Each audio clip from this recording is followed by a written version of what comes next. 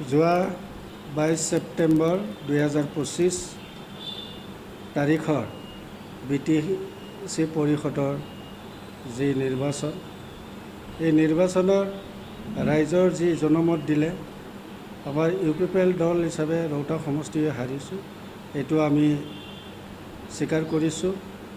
আশা কৰিছোঁ অনাগত দিনত BPF দলৰ যি চৰকাৰ, সেই চৰকাৰে সৰ্বাংগীন উন্নয়নৰ কাম কৰিব, মই এইটো আশা কৰিছোঁ। তেওঁলোকলৈ মই শুভেচ্ছা যাচিছোঁ।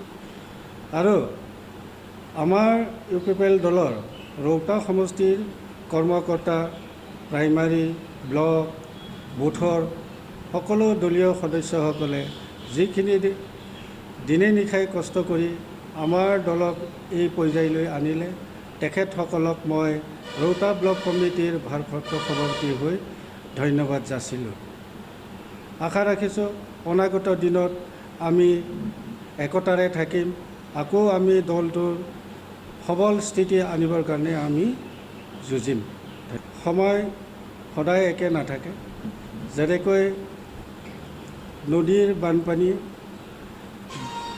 এবাৰ পুতে, এবাৰ আকৌ বাম হয়, ঠিক তেনেকৈ এদিন UPPL দৰে আকৌ ঠন ধৰি উঠিব। নিশ্চয় আৰু আমি এদিন হ'লেও BTRত আমি আকৌ পুনৰাই চৰকাৰ কৰিব পাৰিম। গতিকে কৰ্মীসকলক মই হতাশ হ'বৰ কাৰণে নহ'বৰ কাৰণে মই অনুৰোধ কৰিছোঁ।